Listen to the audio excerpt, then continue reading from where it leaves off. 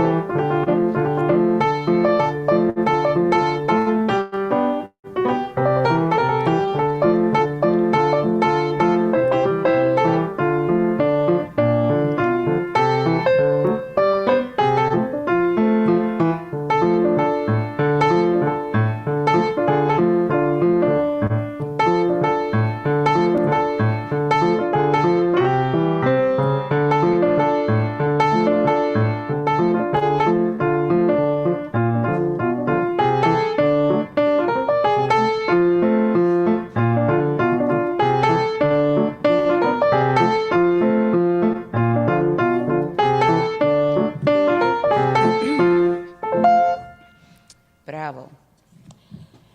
Good morning. Welcome to All Souls Unitarian Universalist Church. I am Kirsten Levitt, and I'm delighted to be your worship host today.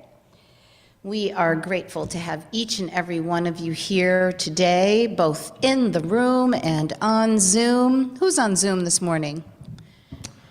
This morning we have Carlin Saltman, Dan Tynan, Jay Lincoln Hurst, Joan Pillsbury, Kate Mason, who I believe is from afar this morning, by the looks of it, and Moppy. Awesome. Welcome to you all. This is your first time here. Really big welcome to you. If you'd like to know more about All Souls and its ministries, feel free to stay after and talk to us at coffee hour. Some of us sit on major committees and the board. If you do that, will you raise your hands so people know who to see? But everybody is very friendly here, and in the spirit of friendliness, I invite you in every direction to greet each other this morning, wave, smile, give a hug, whatever it is you want to do. We want each and every one of you to feel the spirit of welcome and kinship here.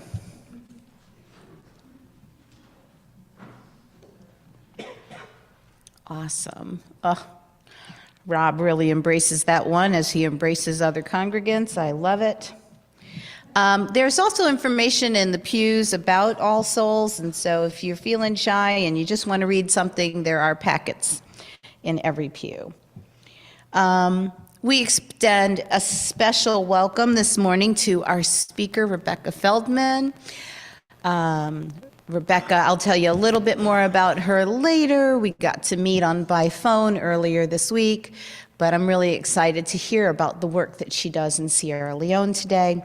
And of course, a very special thank you to Brian Bender, who's our musician this morning. Thank you so much for enriching our service with your music. And now, I invite you all to breathe. Take a couple of those good, deep, cleansing breaths. Come into the room, be present, be focused, be at peace.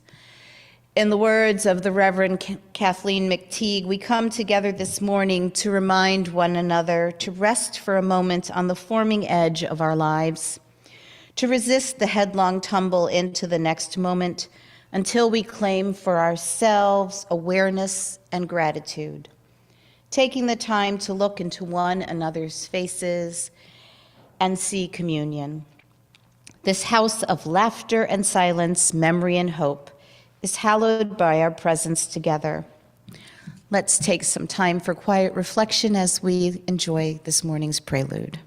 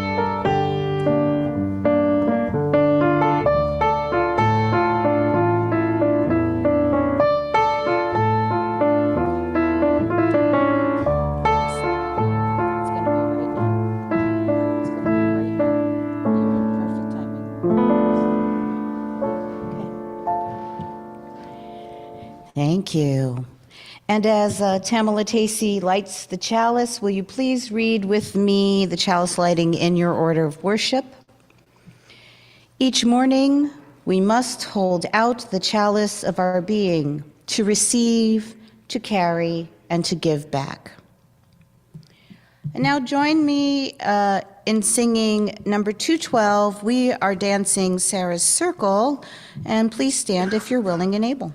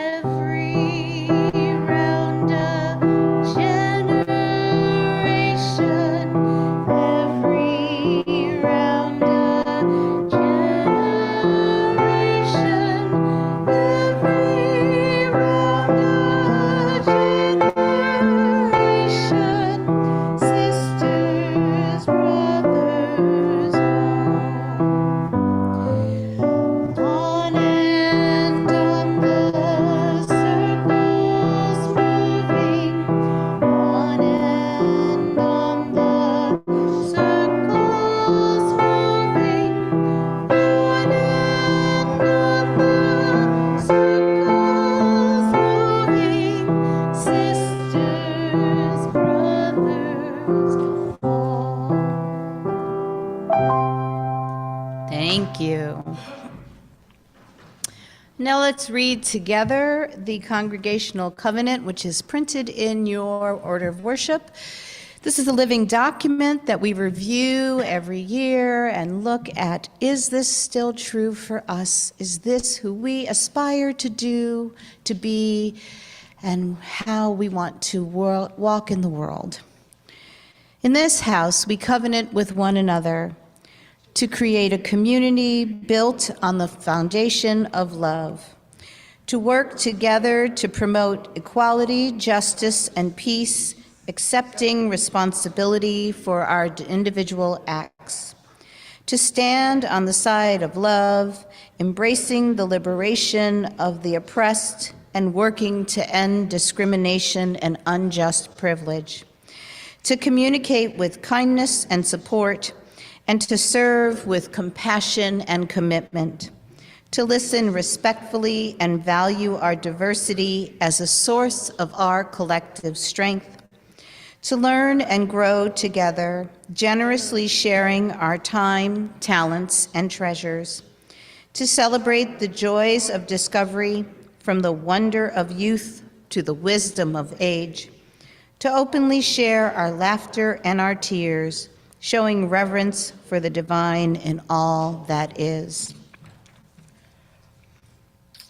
Every week in our church, we take up an offering, which gives us an opportunity to exercise the generosity of spirit that supports All Souls and its many ministries.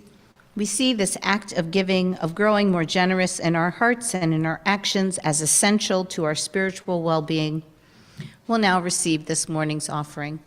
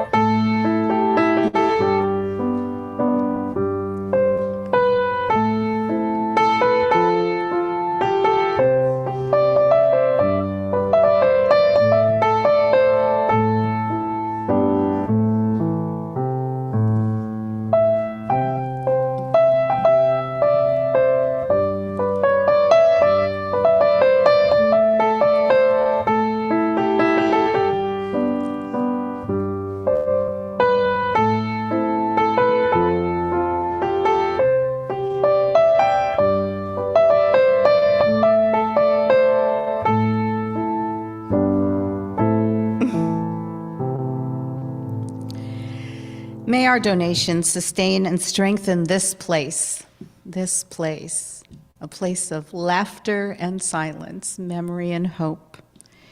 This place which is so sacred to so many of us, this community, for we are now the keepers of the dream.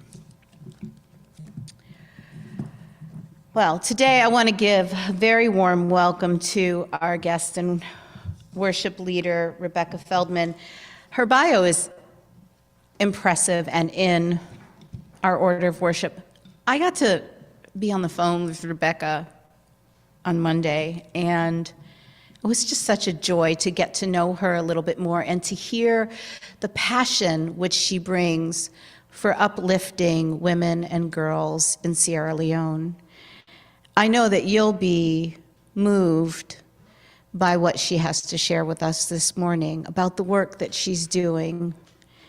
And I know that there are lots of intersections about the work she does and the way that we are looking to interrupt white supremacist society here, militarism, war, and poverty. So, without further ado, Rebecca, the mic is yours.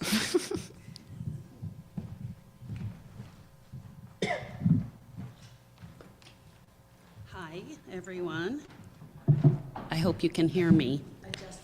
Yeah, I'm not as tall. There we go.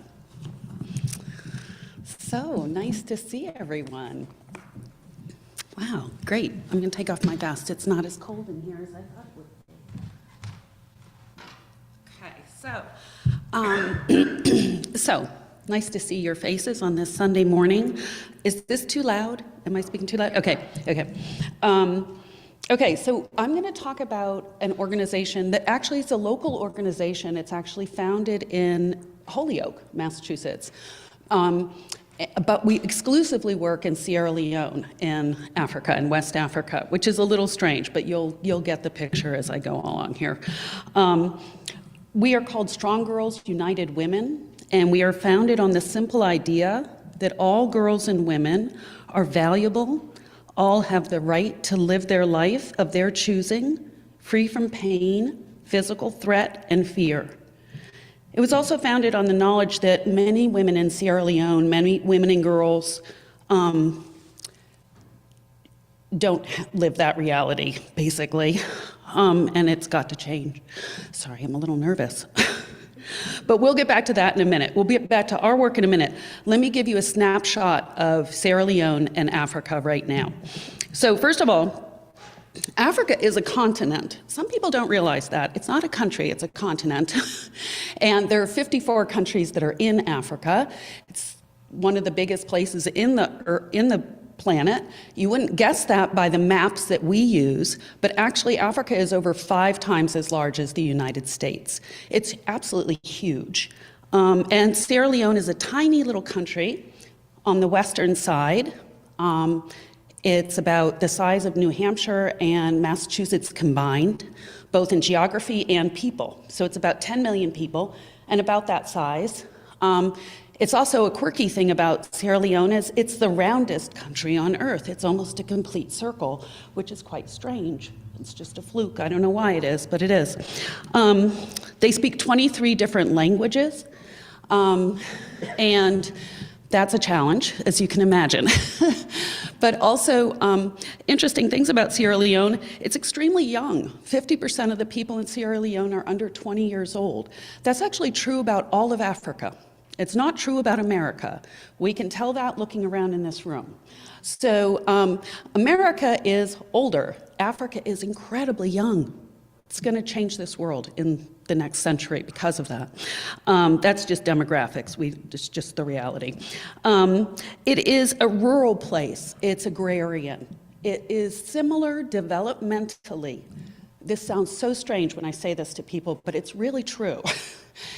Think Little House on the Prairie. Think 1850 Greenfield, Massachusetts. Everybody's born on a farm. Most people work on farms. Most people work in agriculture. 75% of people in Sierra Leone work in agriculture still.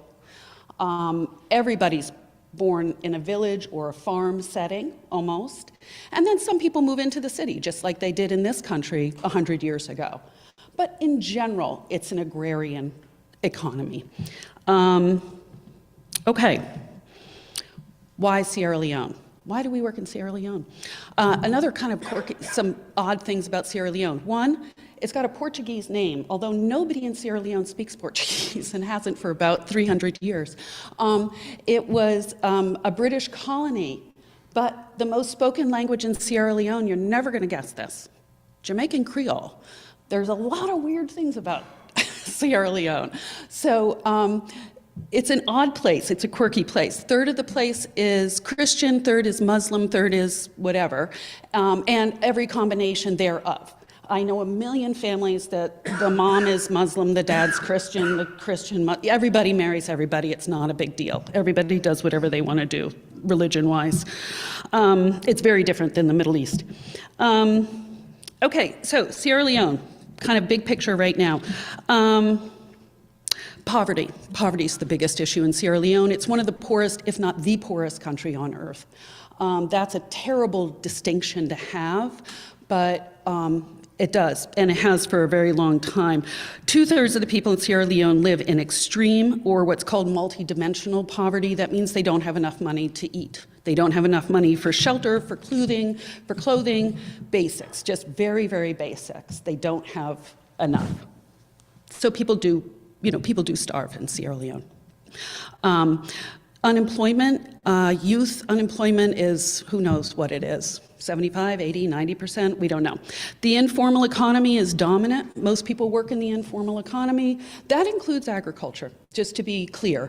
Agriculture is mainly non-cash based, just like it was here back in the day, and that would be considered the informal economy. That's where most women work as well. It allows you easy access into the economy, however, it's very insecure work to have. The informal economy is dominant throughout Africa, and that's true in Sierra Leone, and that means, cash only, bartering, that sort of thing. Poverty is worse in the country than it is in the city. Although people in the city kind of doubt that, but that's kind of the going idea, is that poverty is worse in the country than it is in the city, but I don't know, people go back and forth on that. Gender-based violence. Gender-based violence in Sierra Leone is on a scale that is not really possible for us to understand. There's a lot of reasons for that, and we'll get into a few of them, but not all of them, because it would take us all day.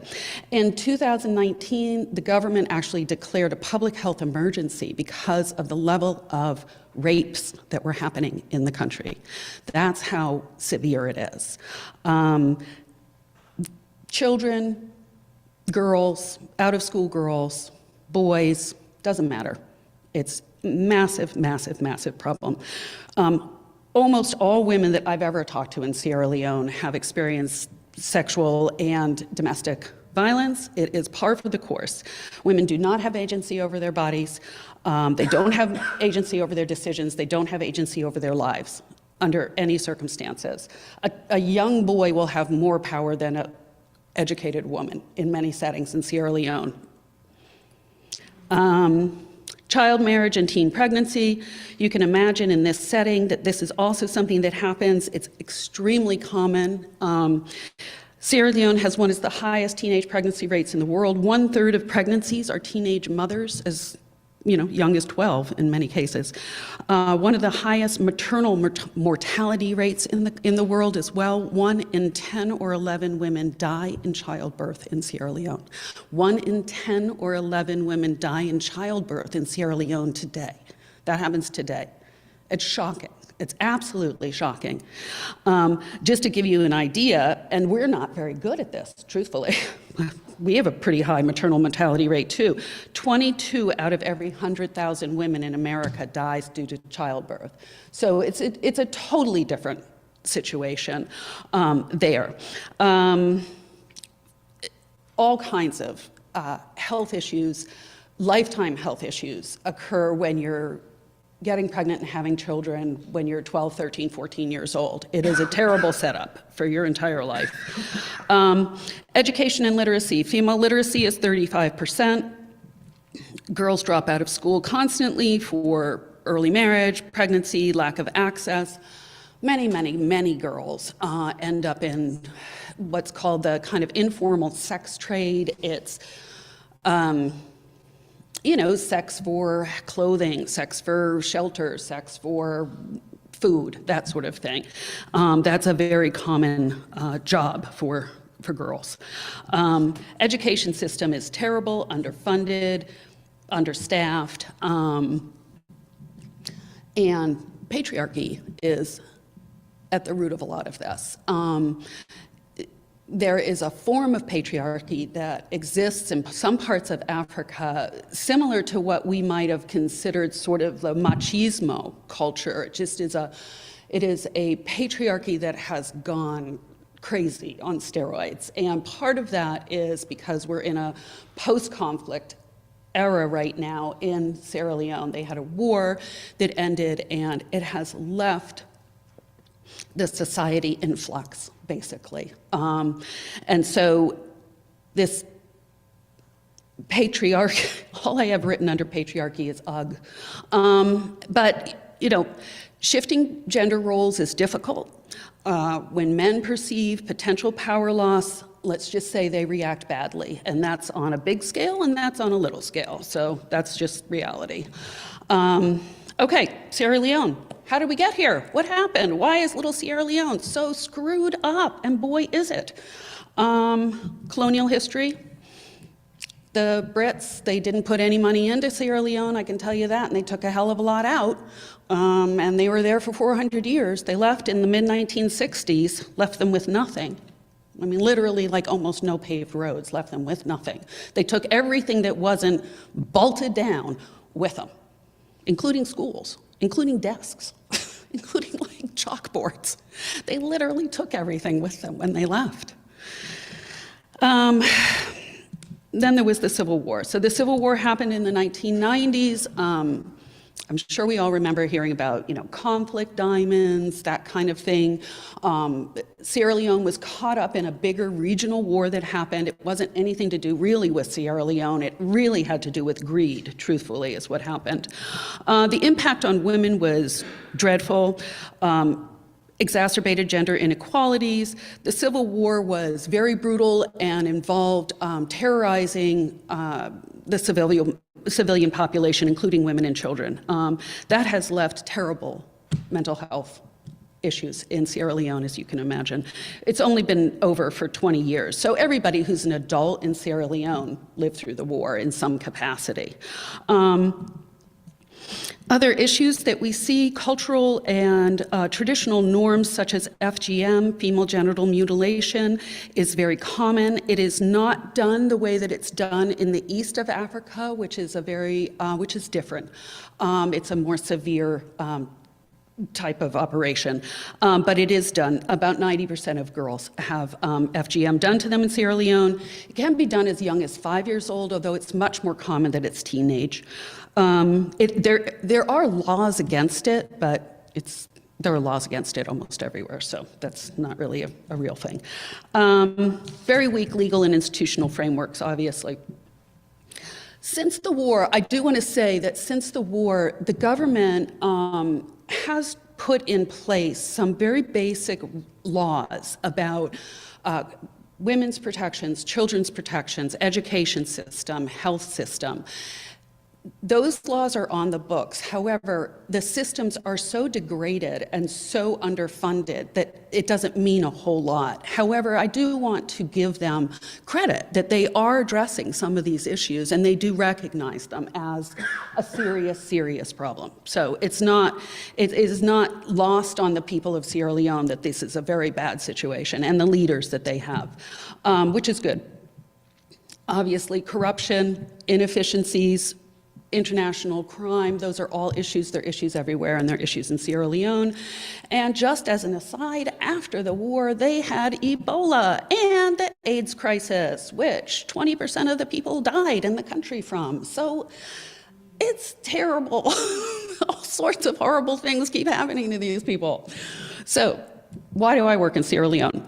I've worked in West Africa in different capacities for a long time, and one of my best friends is from Sierra Leone. My brother worked in Sierra Leone for a number of years, met a lovely young lady, they got married, she's my sister-in-law, we founded this together. So that's kind of how it started. My family's connected to Sierra Leone now. So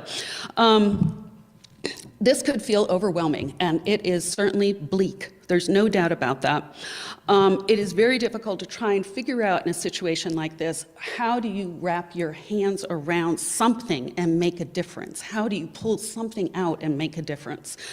So, our organization, Strong Girls United Women, is founded by women for women. I am the only non-Sierra Leonean who works for it. And I'm the only white person who works for it too, strangely. We work in villages and communities where we live, where we know everybody, where we speak the language, where we know the culture. So that is extremely important. In development work, you want to be really careful with going into somebody else's home, somebody else's community, and telling them what to do. That's not worked very well in the past, and it doesn't work well now. People don't like it, and they don't do it, so it doesn't work. We want sustainable development in these places that is community driven, right? That's where you're going to get buy-in, that's where people are going to get excited and want to be part of something. So the most effective money spent in development, drum roll, is keeping girls in school, okay? That's the number one thing they found since World War II, the number one thing anywhere in the world. If you keep girls in school, communities do better. Obviously, the girls do better, right? Obviously, their family does better. Whole communities change when girls are kept in school. That means less unwanted kids, less running around, having trouble. I can tell you, when your mom's 12 years old, when you're born, you're not going to get the greatest parenting, right? You want to put that off, put that way off until they're an adult. You know, that's good for a community. Writ large, forget the girl herself, just keep her in school so she doesn't get pregnant. And then she can get a job. Maybe she can read and write enough to get a job, enough to be, work in a market or something like that. So number one is keep girls in school. So we work in 4 different schools in Sierra Leone. We have a weekly class that we teach. It's essentially sex ed, but it's sex ed on steroids because these girls are in a tough situation. So it is a curriculum that was developed in the Netherlands for work in Mozambique and a few other places, and we took it and worked it into the culture of Sierra Leone. We've been using it for 5 years now. We've reworked it. Other schools use it, but our curriculum is a weekly curriculum that teaches self-esteem,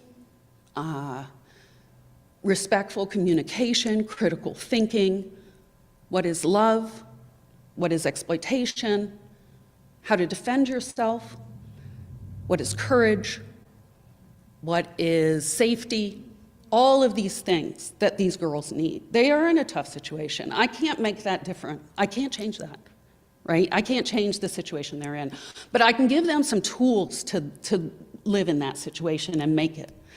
So we teach those. We've done it in 4 schools for 5 years. Our first year, the principal called us after school ended. They have the similar schedule as us. They have the summers off.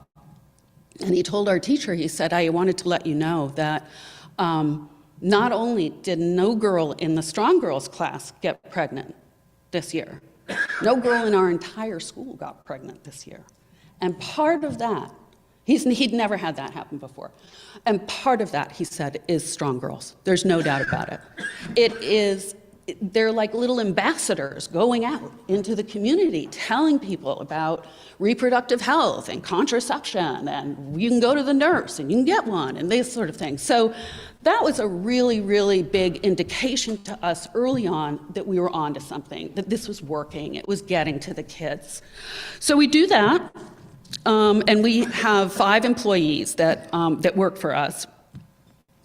And that's about 200 girls annually. We have a wonderful time with them. We do all kinds of role plays and singing and art, and it's really fun. And the girls are hilarious doing these role plays of terrible boys trying to get them to do things. And it's just very, very fun and very sweet. And they're adorable, and we love them. As far as other things that we do with children, we have a training program for out-of-school girls, so girls whose families can't afford to send them to school anymore. Even though school is technically free, there are fees that go along with it. So we do skills training classes in cake decorating and in tailoring. I'll just tell you a quick story. How are we doing on time? Are we okay? Okay.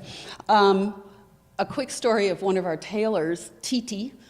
She's on our website. You can see a lot of these stories on our website, which is kind of fun, which is just Strong Girls United Women, and you can see it. Titi came to us. She's about 14. I think she's about 14. Her parents died of AIDS, and she is raised by her uncle, which is very common there. And she went through our class at a village school. We used to do it at this little village school a few years ago. And then her uncle couldn't afford to keep her in school anymore. And so, but he really liked this kid, and she was a smart, funny little kid.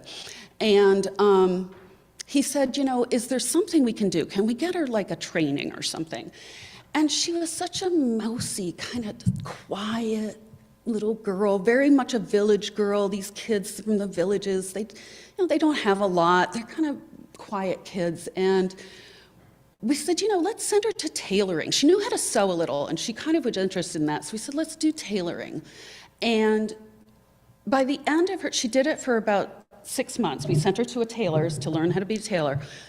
And we started seeing her, like our teacher would see her around Bow a little bit, which is the town they live in. She was like, boy, that Titi's looking a little different. She must be making her own clothes now. You know, she must be like doing something after school or something, because she looks so kind of fashionable. And we have pictures of Titi when she graduated. I mean, this was a totally different person. She held herself differently. She kind of walked differently. She had her back up. She was a person who saw herself differently. You could tell in the world. She saw herself as like a going concern. You know, I'm a tailor. I'm going to do this. I'm going to make it in this world. I'm not going to just live in the village and collect sticks and make no money. I'm going to do it. You know, and that's kind of the story of like what we do. She's a great kid. She's great. She makes women's clothes in Bow now. She's doing it. Okay, so that's one side. So one side is education. The other side is working with rural women. So women in rural settings in Africa, first of all, there's not a lot of development that happens in rural settings, and it's not focused on women. A lot of development is, development programs in agriculture is really massive.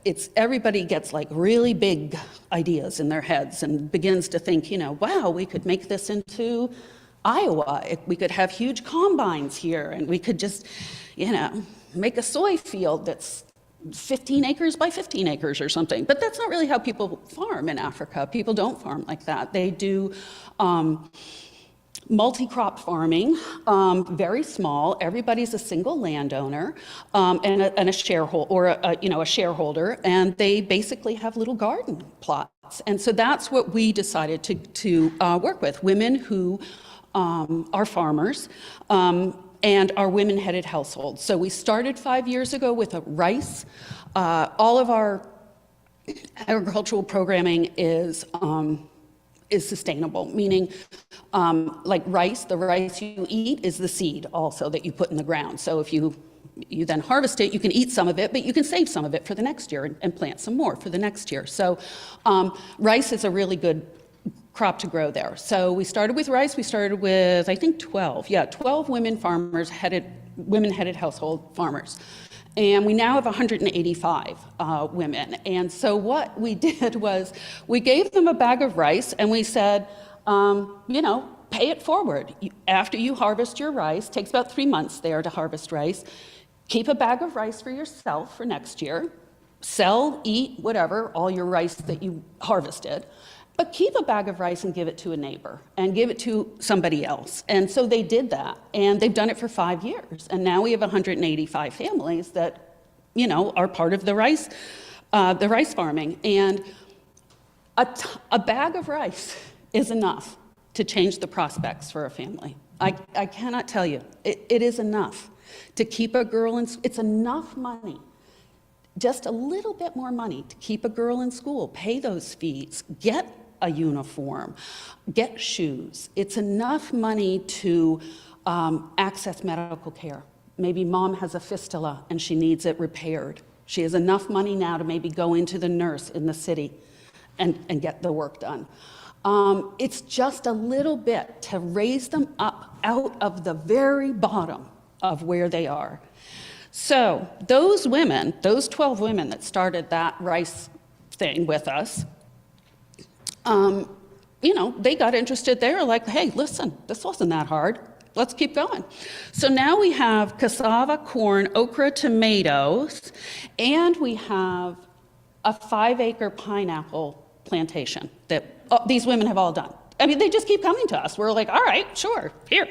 So the pineapple plantation is the biggest thing we've done. That will be a cash crop, and that will be sold probably to a juicer that's down the street. But that'll be cash in their pockets. They won't, and pineapple is also sustainable, by the way. So that's what we do. We are a community organization. We're very small. We started this year to come talk to people in our communities because, you know, we're here. We're from Holyoke. So we want people to know what we're doing. Even though we work far away, we are very locally minded. And we work on the same things that people here work on. People who run shelters here, people who work with poor people here, people who are trying to get farmers working together here. It's the same kind of work. It's just being done there in a slightly different setting. Anyway, that's pretty much us. That's what we do. And we're looking to expand, and we're looking to, you know, get bigger. We have many schools that are interested. We just don't have enough money, basically, to hire enough teachers to do it. So if anybody's interested in learning more, let me know. I'm around. I live in Medford, so give me a call anytime if you're interested. That's what we do. That's Strong Girl. So thank you. Thanks. If anybody has any questions.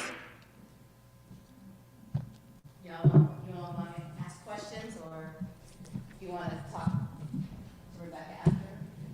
Anybody ever been to Sierra Leone here? Anybody ever been to Africa? Yeah. Where were you? Okay. Yeah. Great. Oh, great. Great. I have a lot of friends that work in Uganda. Uganda's a great place. I taught for place, 3 but good. years at the international school in Dakar, Senegal. Oh, great. And what I've learned, and I'm writing a book about my experience there. Oh, great. Based on the blog that I kept called Ma Prochaine Aventure. Okay. And this is certainly not my last adventure. And my book is now called something quite different, but about West Africa. Yeah. And I attended the regional conference in Benin. Oh, I've been to Benin many times. I love Benin. You're That's one of the right. few Same people here. that's ever been there, probably. It was the regional African conference. It was a regional African conference for the different schools, Oh, the great. international schools there, or American international schools. That's Yes. great. And I have the solution for you. You do. Well, I I'll be do. here. I'll be thrilled to hear it. So thank you. Anybody glad. else have a question or anything? Oh, Rob does.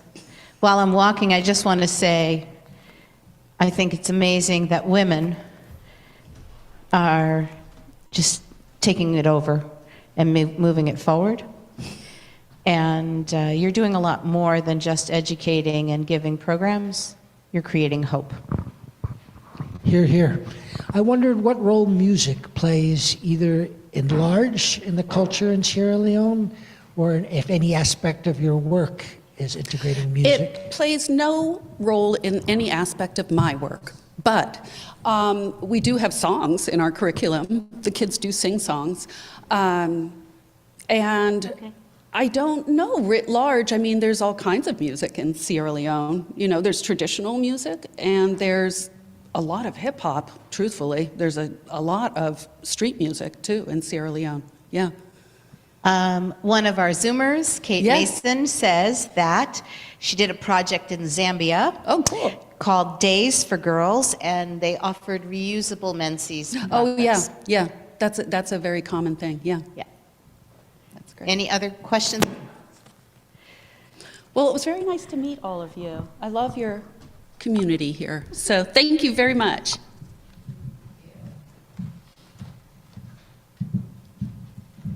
Yeah. Well, let's cap that sharing off with a hymn. Let's sing number 205, Amazing Grace. Yes, I picked this on purpose. And Rebecca, help me. So stand as you're willing and able, and let's sing Amazing Grace. Brian's going to do it a little funky.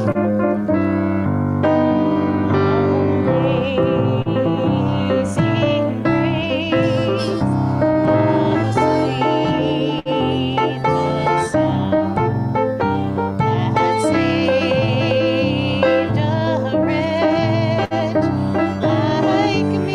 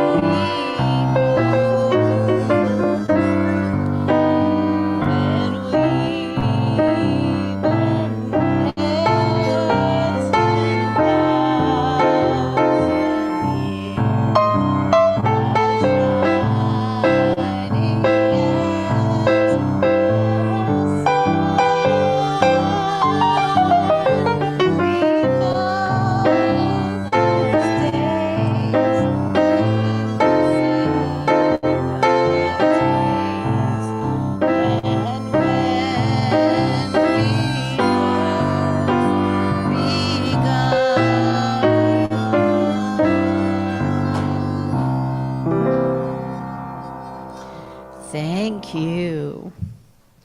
Thanks to Rob Peck for joining in. Always nice to hear your harmonica. Now is the time in our service for sharing joys and sorrows. If you have a sorrow that needs the help of this community to carry it, or a joy so great that you must share it, now is the time. You may share with the congregation. A microphone will be brought to you, or you could light a candle over on the side there. If you're sharing with the congregation, please note that this is a time for personal sharing and not political announcements or stuff like that. We will have time for announcements right at the end of service. We care for each other by being true to the purpose of this time of sharing. And the very first joy that we get to share with one another is visitors. And so if you'd like to introduce yourself, we'd love to formally welcome you. It is not a have to, just an invitation. Okay, and now it's time to share joys and sorrows. Sure thing, turn it on.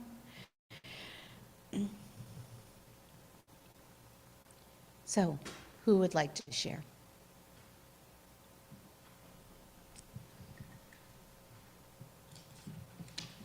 First of all, I have to say I am struck by every time I come to this church, I have nothing but joys to share. There's basically no sorrows in my life. And I love the fact that this church focuses on joy. And I have this wonderful joy. I was at the Pothole Pictures Delicatessen, and Andrew Baker had said that you could buy a chair, and I want to buy one of their single chairs and reupholster it and put it in my living room. And that's the part of my addition. And then he said, name a chair, and I'm going to name it for the whole Schaefer family because I've been blessed by having just a wonderful family.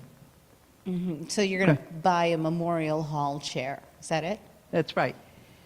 And name it after the whole Schaefer family. And you've so inspired me, Karen, that I'm going to buy a Memorial Hall.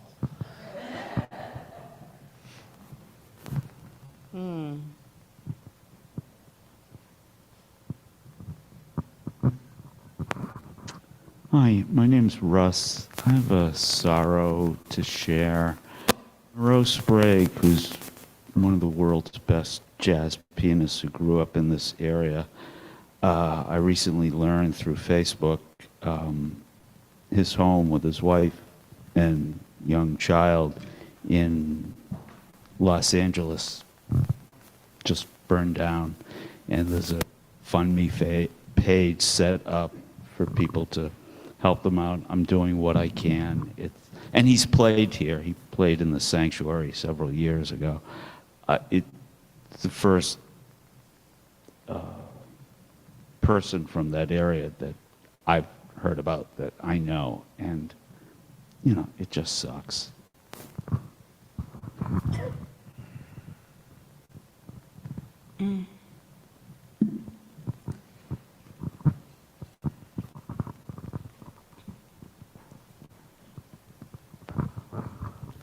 Oh, well, yesterday, I came to the church here. We were ringing bells on climate change.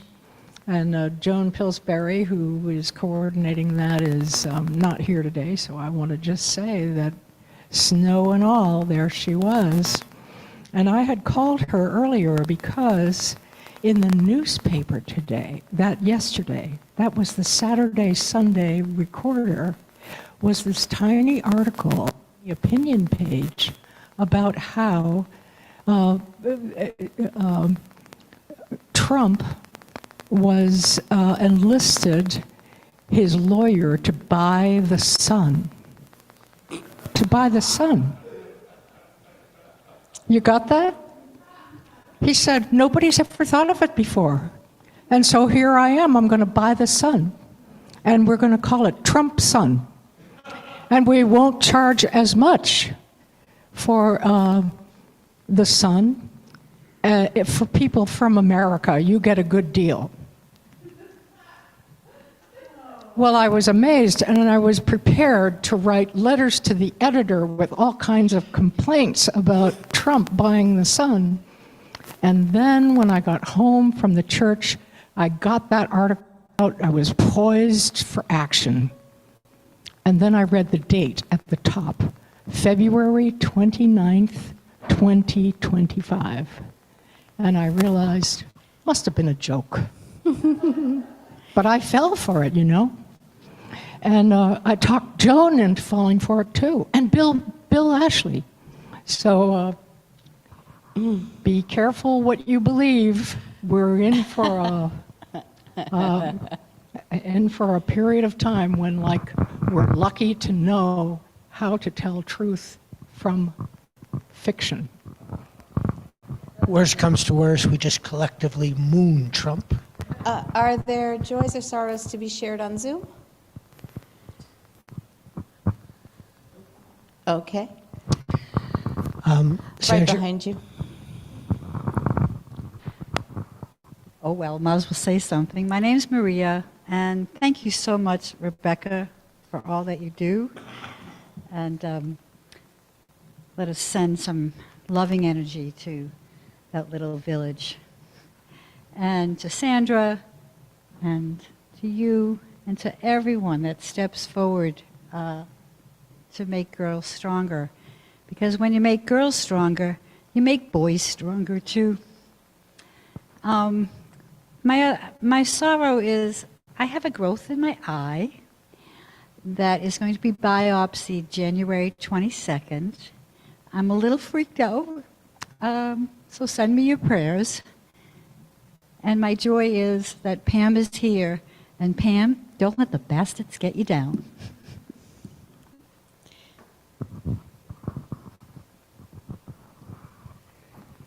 anyone else? Hi, I'm Robin. I got a bill from LifePath for $300. Can you hear me? Oh, Try again. okay. So you've heard of LifePath, right? They were helping me get to a medical appointment. And for some reason, I couldn't, it involved actually a member here of the church. We took off for Worcester to get the food for the food bank. And I missed that appointment and got a bill for $300. So I couldn't afford $300. So now I just got a second bill. Now I owe $600. Mm-hmm.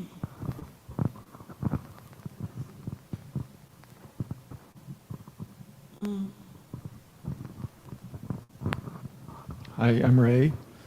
I just wanted to note the passing of Peter Yarrow this week of Peter, Paul, and Mary.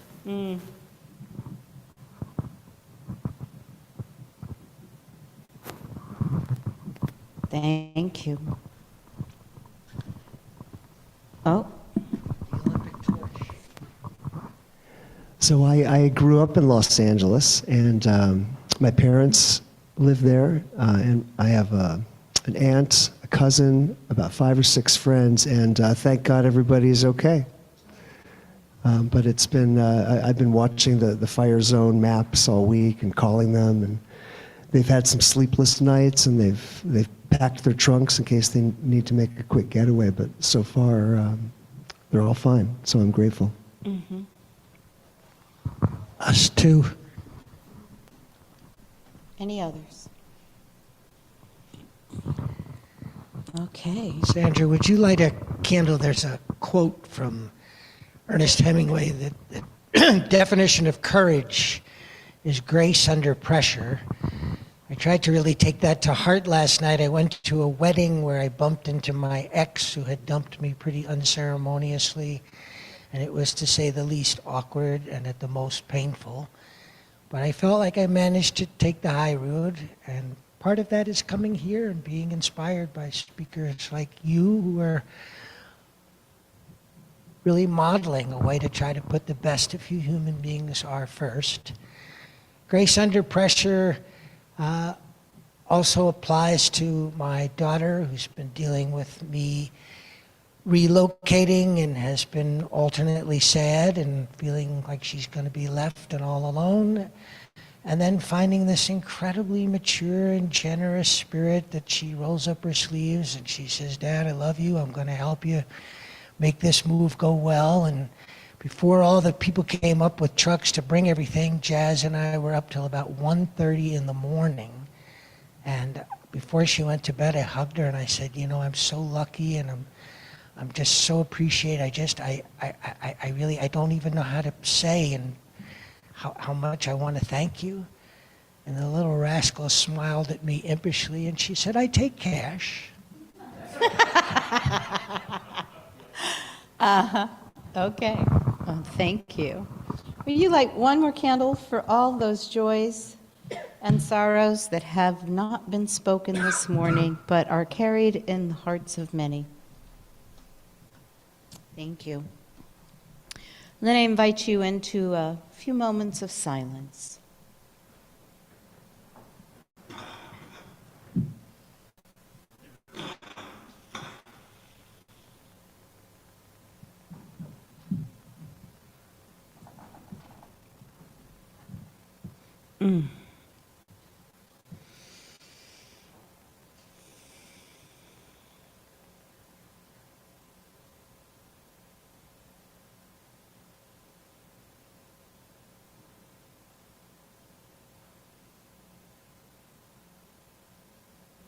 And then if you will raise some energy by raising your hands, I can feel your energy coming out of your palms.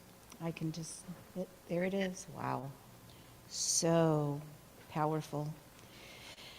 Spirit of community in which we share and find strength and common purpose, we turn our minds and hearts to those in California for the loss of homes and lives and natural environments.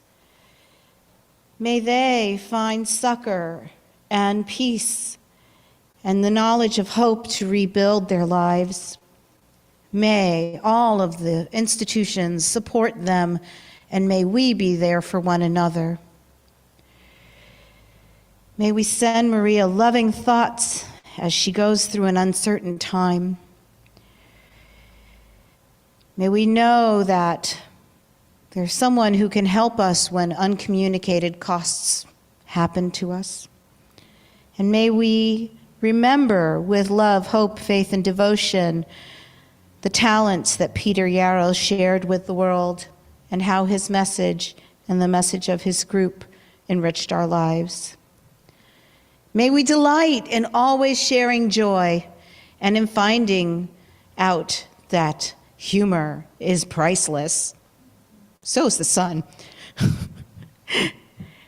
By buying a piece of history and making it our own, for ringing the bells of climate change, for children who will always accept cash but will do it anyway, for gratitude for the work that's done across the world and the intersections that it has here with our own work in America.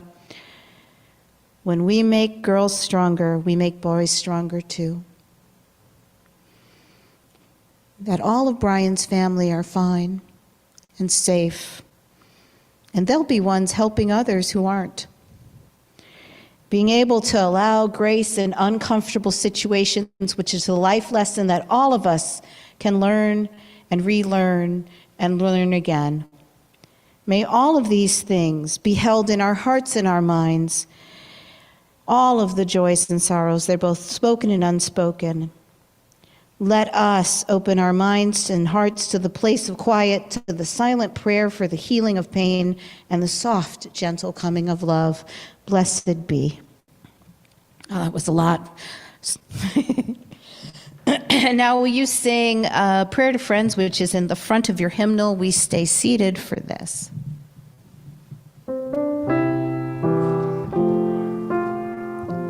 Huh? We worked on it.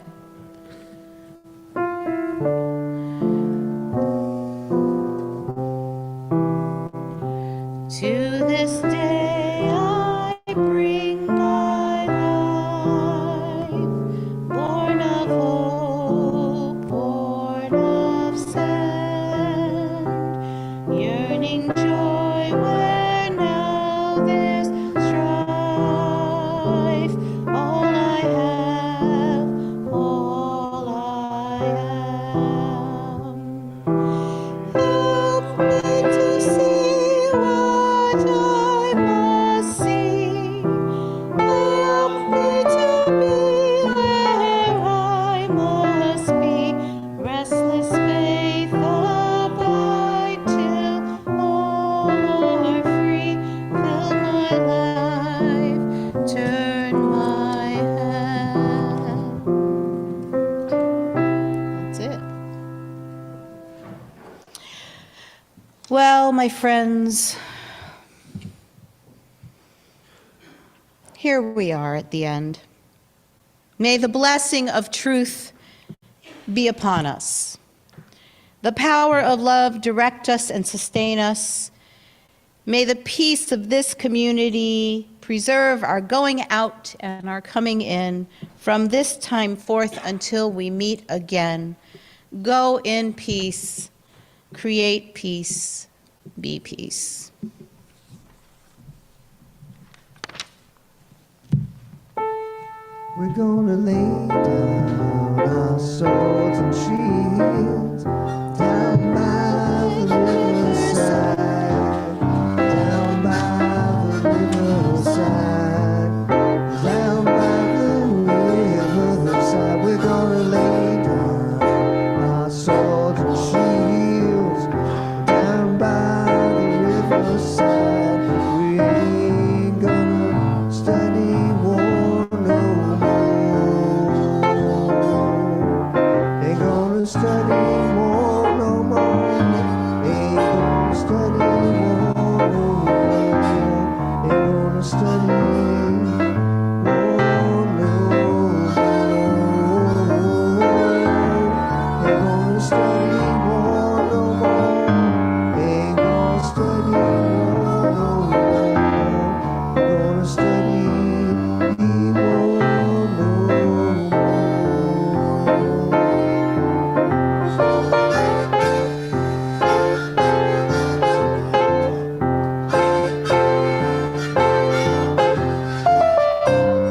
war no more.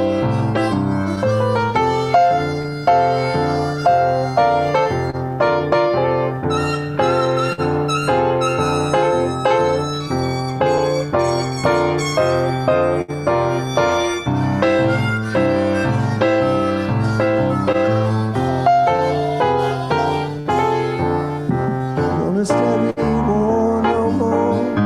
Ain't gonna study war no more. Ain't gonna study war no more. Ain't gonna study war no more. Ain't gonna study war no more. Ain't gonna study war no more.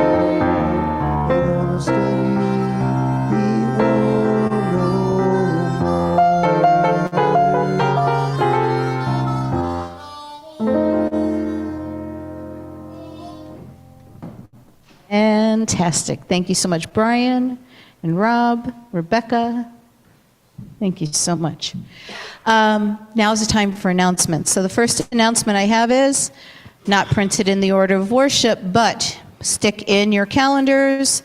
At our June annual meeting, we said we would re-meet to approve the budget. The budget has gone through the approval process through the Board of Trustees, and we will have a congregational meeting on Sunday, January 26th. So just letting you know that. That's your first tell. We're about 2 weeks out, so that should be good. And the second is there's a program today at First Methodist Church on the 7 principles of Kwanzaa with Dr. Shabazz and Gloria Matlock's Twice as Smart crew. It starts at 3 p.m. It goes from 3 to 6. It includes dinner, drumming, and how to live the African experience principles that make up Kwanzaa throughout the year. So there's those 2 things. Oh yeah, and the board meets next Sunday, the 19th, at 12:30.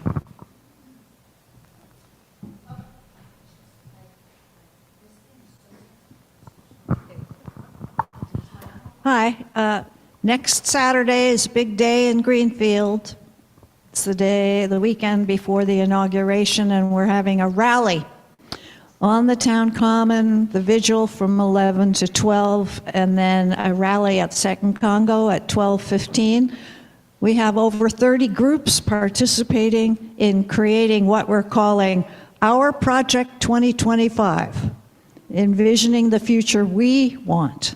And it's been a real privilege for me to be on that organizing committee, reaching out into our community and naming and connecting with all of these groups that are creating the future we want. It's going to be a joyful celebration of community. So I hope you all plan to attend. Any other announcements? Well, seeing none, remember, there's coffee and goodies over here. Stay and chat. Thanks.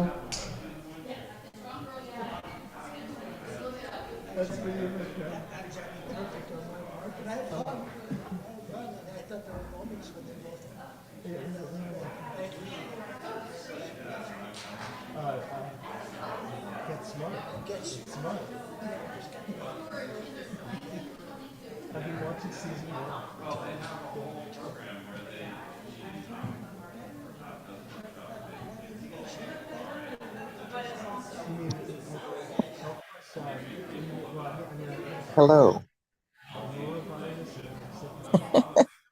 Any chance you could come next Sunday, Joan and Molly? No, from Joan. Thank you for ringing the bell, Joan. Thank you for ringing the bell. I, you're on mute. On mute.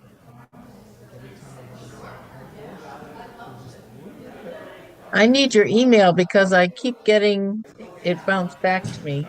Oh, I'd love to give you my email. Okay. The old one is disabled Oh, for a while. So I'll give you the current one. okay. I'm My ready. first my first name Carlin, Carlyn at, and then it's 3 words about my work. Video feedback coaching.com. Videofeedbackcoaching.com. Okay, I got it. Thank you. Wonderful. Hey, Molly, how are you feeling? Oh, you're on mute. You're on mute too.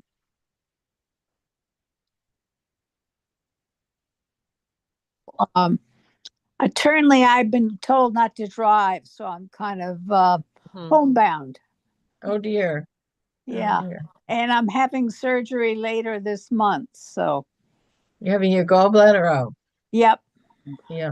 Well, Wow. best wishes with that. Yes. Thank you. Thank you.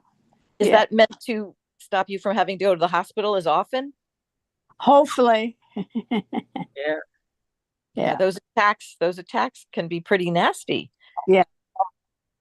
So it sounds like surgery is a good solution. Yes. Oh my goodness, I hope it is. I hope it is. Yes. Well, I won't see you two, but I'm looking forward to seeing everyone else that was there today in person. It is always quite joyful when I can go in person. Yeah. So Molly, would you want a ride since we can drive right by your house very easily? Would you like a ride to and from? Let me see. You mean like, let me see. I think I've got your phone number somewhere there. Yeah. Let us know if you're feeling well enough on that day. We need to get there by 10, so we'd probably come to you by 10 of 10, 5 of 10. Right, Hmm. right. Yeah, Yeah, let us know. I understand you don't want to commit now, yeah. Okay, but but thanks for the offer, Carlin. yeah, it would be great to hear from you if you can know by Saturday. Then we can help ourselves get out the door early enough Right, to stop right. by. Yeah. That'd be great. Yeah. Okay. Okay. So social justice is meeting at 12:30. Unfortunately, that didn't get announced. I was waiting, Oh, but no, oh, he didn't seem to see that. But anyway, you mean Oh, yeah. today or next week? social justice is meeting on Zoom today. Oh, Ellen sent out a link, so oh, I'm sure people got it then. okay, So okay, it's all we can hope for at this point. Right. right. Thank you.